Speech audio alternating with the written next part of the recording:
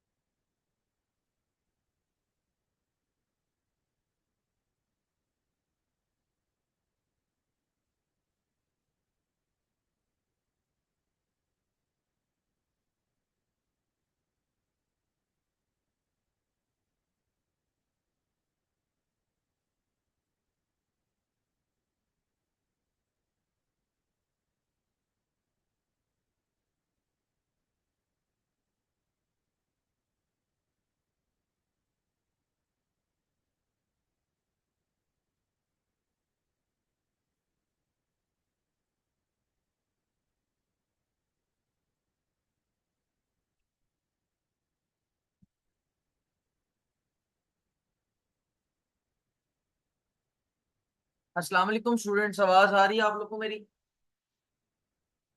हम्म।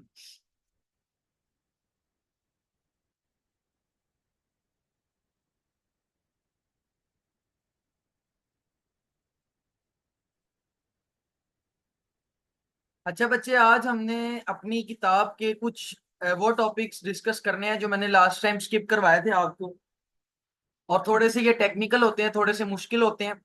तो एक हम आज करेंगे अभी के लेक्चर में, और एक हम रात के लेक्चर में करेंगे। 9:30 बजे से 10:30 बजे का भी आपका एक लेक्चर होगा। तो एक हम तब करेंगे और एक हम आज अभी करेंगे।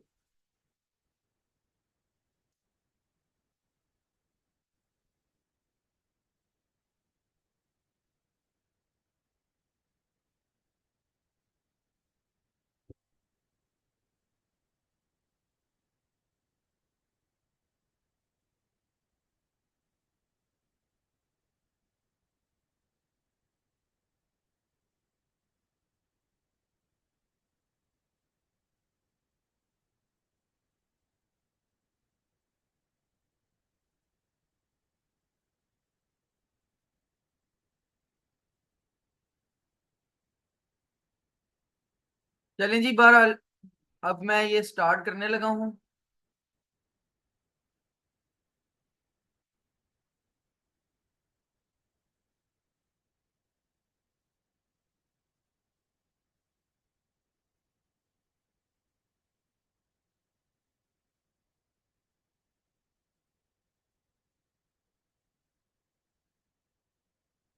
मेरी वीडियो आ रही है? मैं नजर आ रहा हूँ आप लोगों को? क्योंकि मेरे यहाँ पर तो नहीं आ रही।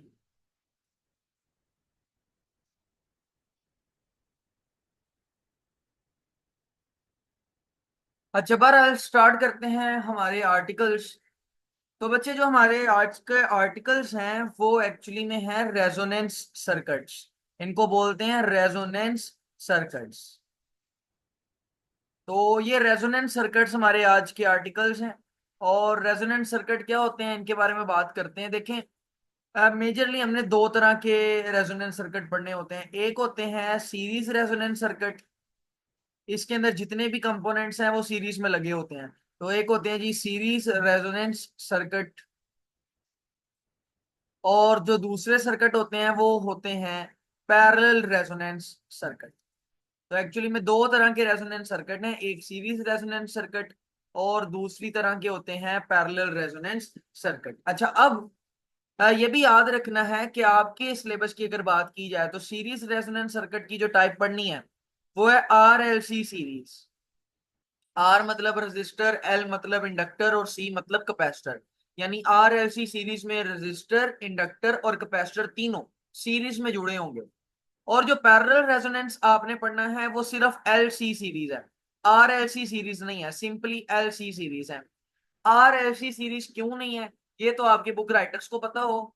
हालांकि वो भी सीरीज रेजोनेंस की तरह ही होता है, ऐसा जिसमें कोई मसला नहीं होता। मतलब अगर ये कहा जाए कि बड़ा ही मुश्किल होता है तो नहीं, इतना मुश्किल नहीं होता। अगर बच्चे सीरीज रेजोनेंस पढ़ सकते हैं तो पैरेलल भी पढ़ सकते हैं। लेकिन पता नहीं क्यों आपकी किताब वाले ने ये मसला डाला है। उसने सीरीज में तो आरएलसी सीरीज पढ़ाया है, जबकि पैरेलल में उसने सिर्फ एलसी यानी इंडक्टर और कैपेसिटर लगा होगा, सिर्फ, और कुछ नहीं होगा। तो बहरहाल आज का जो हमारा आर्टिकल है उसका ताल्लुक है सीरीज के साथ।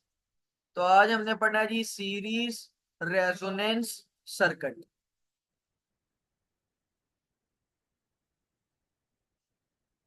तो पहली बात ये पता होना चाहिए कि ये सीरीज रेजोनेंस सर्किट में होता क्या है।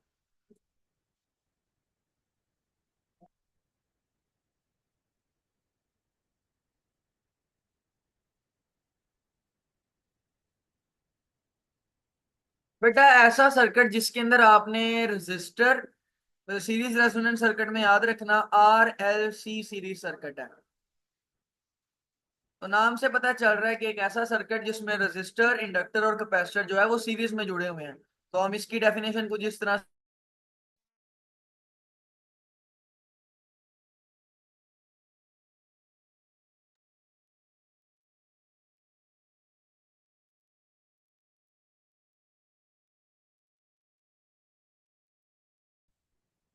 तो आरएलसी सीरीज सर्किट में हम कहते हैं कि एक ऐसा सर्किट इन विच, जिसके अंदर रजिस्टर, एक रजिस्टर, रजिस्टर यहाँ पर आर से शो होगा, कैपेसिटर, एक कैपेसिटर भी होगा, कैपेसिटर की कैपेसिटेंस को हम सी से शो करेंगे, एंड एन इंडक्टर, और रेजिस्टेंस और कैपेसिटर के बाद आपने एक इंडक्टर लगाया होगा, इंडक्टर को आप एल से शो करेंगे, आर कनेक्टेड इन सीरीज। और ये तीनों चीजें सीरीज में जुड़ी होती हैं with N alternating current source या एसी सोर्स, एक ऐसे सोर्स के साथ जो अल्टरनेटिंग करंट पैदा करता है। लेकिन यहाँ पर शर्त ये है कि whose frequency can be vary. ये अल्टरनेटिंग करंट का सोर्स ऐसा होना चाहिए कि जिसकी फ्रीक्वेंसी वेरी हो सकती हो, चेंज की जा सकती हो, बदली जा सकती हो, बढ़ाई जा सकती भी हो और कम भी की जा सकती हो। तो अगर हम इस सर्किट को फिजिकली ड्रॉ करेंगे तो आपको ज्यादा बेहतर समझ में आएगी। तो ये हमारे पास एक अदद कैपेसिटर है। पहले हम एक रजिस्टर लगाते हैं। तो ये हमारे पास एक अदद रजिस्टर है। इसके बाद ये हमारे पास एक अदद कैपेसिटर है।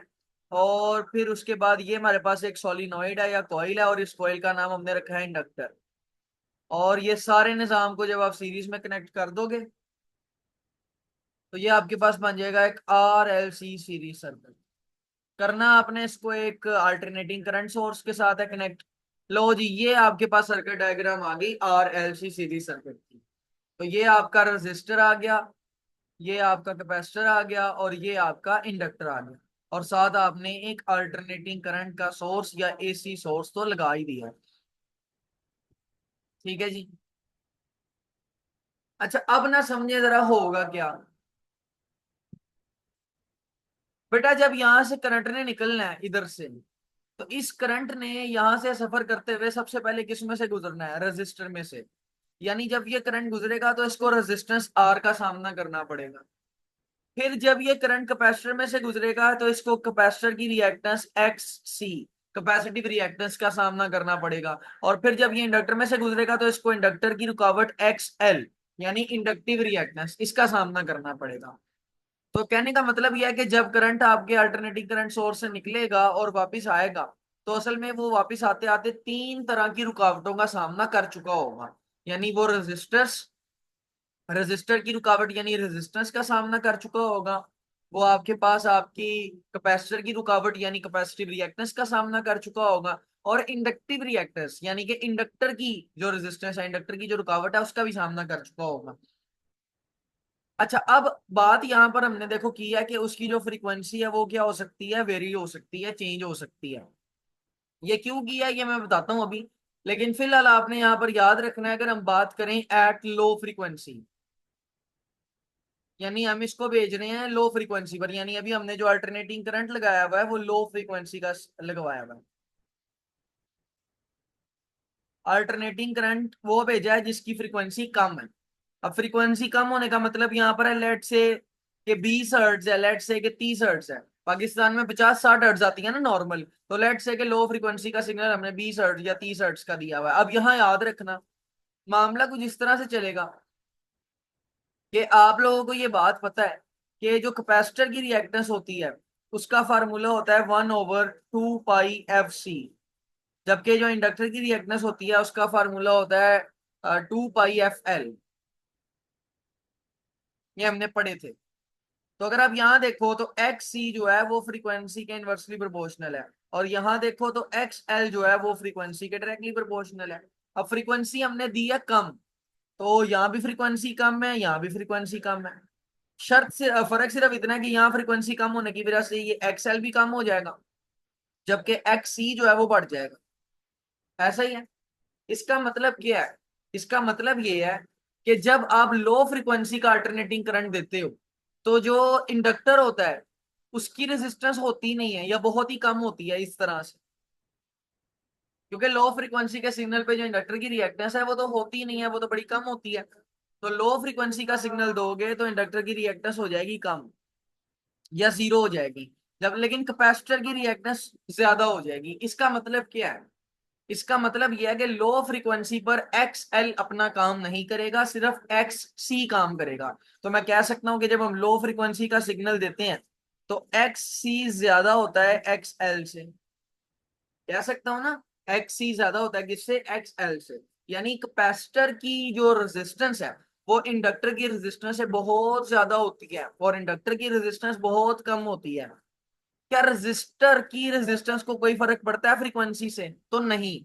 रजिस्टर को कोई फर्क नहीं पड़ता कि फ्रीक्वेंसी क्या है। ठीक है। तो रजिस्टर की रेजिस्टेंस वहीं रहेगी, रजिस्टर को कोई फर्क नहीं पड़ेगा। तो इस बात का मतलब क्या है, इस बात का मतलब ये है कि एट लो फ्रीक्वेंसी, अगर हम लो फ्रीक्वेंसी की बात करें तो उस वक्त R L C series circuit जो होता है वो किस सर्किट के तौर पर एक्ट करता है। R L C series circuit acts as R C series circuit. अगर लो फ्रीक्वेंसी की बात की जाए तो R L C series circuit जो है वो सिर्फ आर सी सीरीज सर्किट की तरह बिहेव करता है। उसकी वजह क्या है, उसकी वजह यह है कि एल या इंडक्टर वहां पर अपना काम नहीं कर रहा होता, क्योंकि लो फ्रीक्वेंसी पर उसकी कोई रुकावट नहीं होती। तो अगर हम लो फ्रीक्वेंसी सिग्नल की बात करेंगे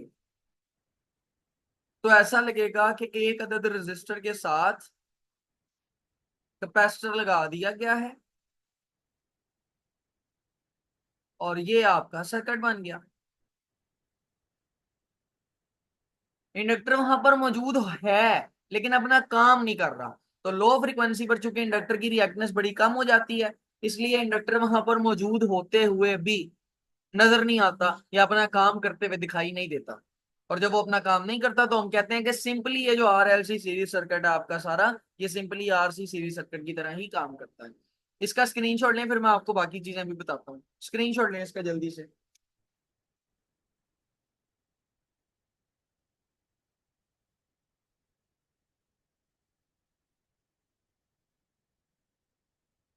अगर किसी तरह का इस इधर तक कोई मसला मसाइल है तो वो भी मेरे से पूछे, मैं आपको बता देता हूँ।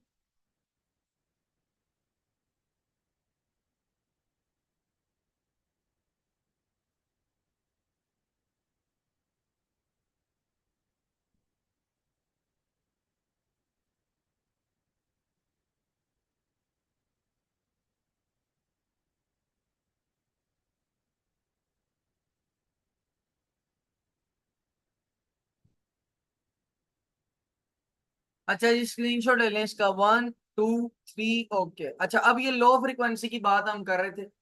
मैंने बोला कि लो फ्रिक्वेंसी पर R L C series circuit जो है ना, वो आरसी सीरीज सर्किट की तरह काम करता है। तो अगर यहाँ पर मैं इनकी डायग्राम बनाऊं, इम्पीडेंस डायग्राम, तो रेजिस्टेंस तो आपके पास वैसी ही रहेगी, मतलब ये आपकी रेजिस्टेंस है। This is the resistance. लेकिन जो आपकी कैपेसिटिव रिएक्टेंस है वो ऊपर की तरफ हम बनाएंगे क्योंकि वो ज्यादा है। ये आपकी कैपेसिटिव रिएक्टेंस है, आप इसको ऊपर की तरफ ही हमेशा बनाएंगे। लेकिन अभी के लिए ये ज्यादा है तो आप इसकी जो लेंथ है वो ज्यादा रखेंगे। जबकि जो इंडक्टिव रिएक्टेंस होती है आपको पता है वो कम होती है। इस केस में तो इंडक्टिव रिएक्टेंस हम नीचे की तरफ रखेंगे लेकिन कम कम लेंथ वाली रखेंगे, ये ऐसे। तो ये आपकी इंडक्टिव रिएक्टेंस है एक्स एल। तो आप देखोगे ये डायग्राम ये शो कर रही है कि यहाँ पर सबसे ज्यादा हरकतें और काम कैपेसिटर और रेजिस्टर करेगा, इसका किसी तरह का कोई काम नहीं होगा। तो यहां पर याद रखना कि R L C series circuit जो होता है, अगर आप उसको लो फ्रिक्वेंसी का करंट देंगे तो वो आर सी सीरीज सर्किट की तरह काम करेगा। अच्छा, ये तो था लो फ्रिक्वेंसी वाला मामला। अब लो फ्रिक्वेंसी के बाद अगर हम मामले पे आए कि हाई फ्रिक्वेंसी पर क्या होता है। एट हाई फ्रिक्वेंसी अगर हम हाई फ्रिक्वेंसी का सिग्नल दें तो क्या होगा। तो फिर आपको पता है कि उलट काम होगा लो फ्रिक्वेंसी के निस्बत।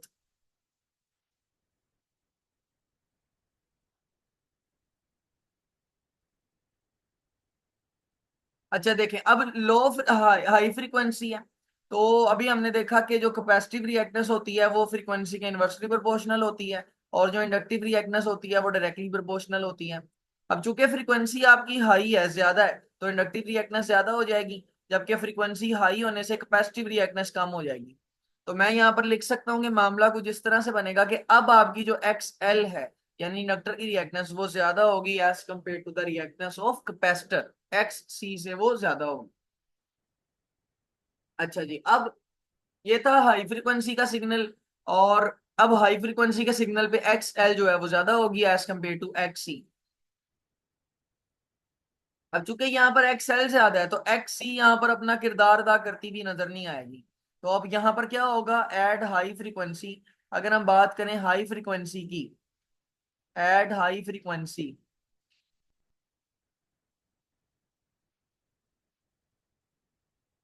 Are L C series circuit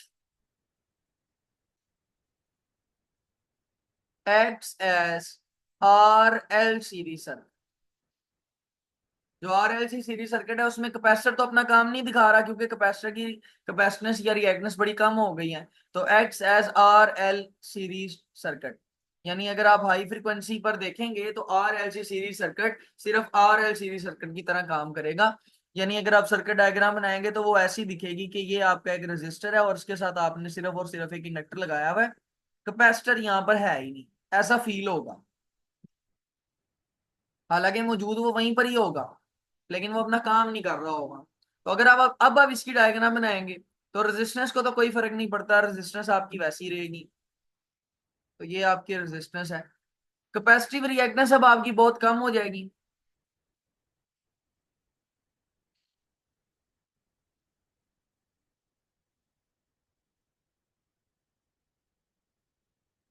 तो ये होगी आपकी कैपेसिटिव रिएक्टेंस, और इसको आप बोलेंगे एक्स सी, और अगर आप इंडक्टिव रिएक्टेंस की बात करेंगे तो वो ज्यादा हो जाएगी,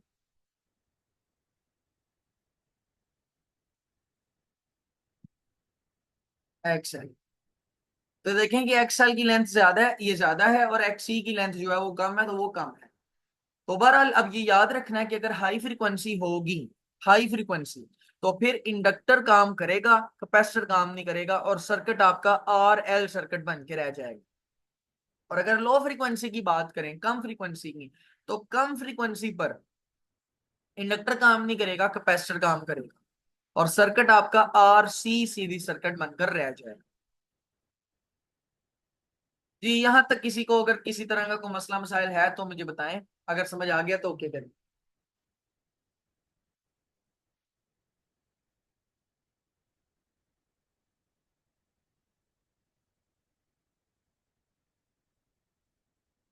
चलें, ले बेटा, अब मैंने क्या बताया आपको कि जब आप लो फ्रीक्वेंसी ले जाते हैं तो एक्स सी ज्यादा हो जाता है एक्स एल से, और जब आप हाई फ्रीक्वेंसी पर आ जाते हैं तो एक्स सी, जो एक्स एल जो है वो ज्यादा हो जाता है एक्स सी से।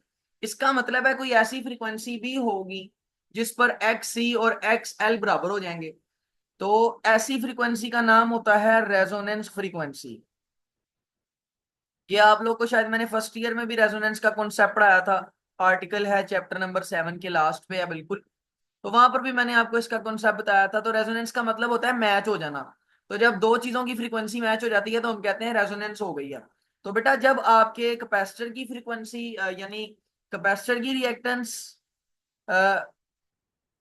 और आपके इंडक्टर की रिएक्टेंस जिस फ्रीक्वेंसी पे मैच हो जाती है, ऐसी फ्रीक्वेंसी का नाम क्या होता है? Resonance frequency. यानी अल्टरनेटिंग करंट की वो फ्रीक्वेंसी जिसके ऊपर आपका कैपेसिटर की रिएक्टेंस और आपके इंडक्टर की रिएक्टेंस दोनों बराबर हो जाती हैं, दोनों इक्वल हो जाती हैं, तो ऐसी फ्रीक्वेंसी का नाम होता है रेजोनेंस फ्रीक्वेंसी। ये रेजोनेंस फ्रीक्वेंसी को एफ आर से या फिर ओमेगा आर से शो करते हैं। एफ आर का मतलब है फ्रीक्वेंसी और आर का मतलब है रेजोनेंस, इस तरह ओमेगा होती है एंगुलर फ्रीक्वेंसी, और आर का मतलब यहाँ पर रेजोनेंस है। अच्छा, अब जरा रेजोनेंस फ्रीक्वेंसी का फार्मूला निकालते हैं, बड़ा आसान काम है। देखो एक्स कंडीशन क्या है, एक्स सी किसके बराबर है? एक्स एल के। अब देखो एक्स सी क्या होता है? एक्स सी होता है 1/ओमेगा सी, और एक्स एल क्या होता है? Omega L. बस हम यहाँ पर ओमेगा के साथ आर लगा देते हैं, इस वाले ओमेगा के साथ भी आर लगा देते हैं, ताकि पता चलता रहे कि रेजोनेंस की बात हो रही है। अब आप क्या करें,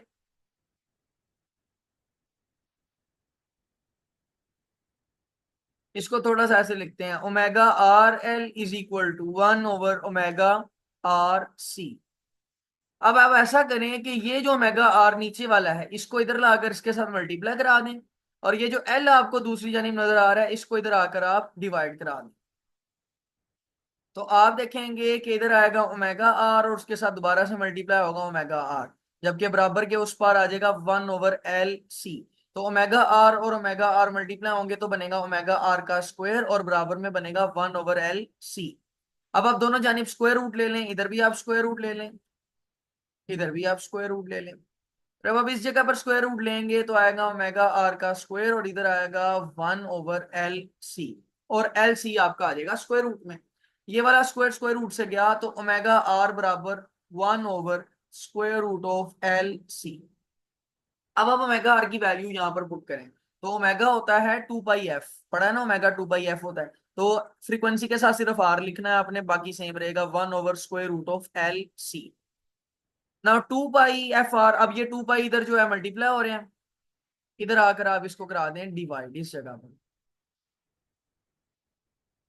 तो आपके पास बनेगा एफ आर यानी resonance frequency is equal to 1/2 pi square root of L C. तो बेटा ये वो फ्रीक्वेंसी है कि जिस फ्रीक्वेंसी के ऊपर आपकी जो इंडक्टिव रिएक्टेंस है और आपकी जो कैपेसिटिव रिएक्टेंस है वो दोनों मैच हो जाती हैं और दोनों बराबर हो जाती हैं। जी बच्चों, समझ आई है बात कि नहीं आई?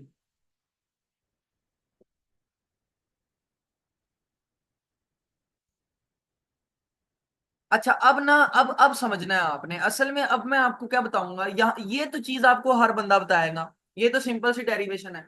अब मैं वो बताऊंगा जो हर बंदा बताएगा नहीं, लेकिन बतानी जरूरी होती है। वो क्या? वो ये कि बेटा ये जो रेजोनेंस फ्रीक्वेंसी है ना, ये कब आती है? तो यहाँ पे पता चला कि रेजोनेंस फ्रीक्वेंसी तब आती है जब दोनों बराबर हो जाती हैं, यानी एक्स सी और एक्स एल दोनों क्या हो जाती हैं, इक्वल हो जाती हैं।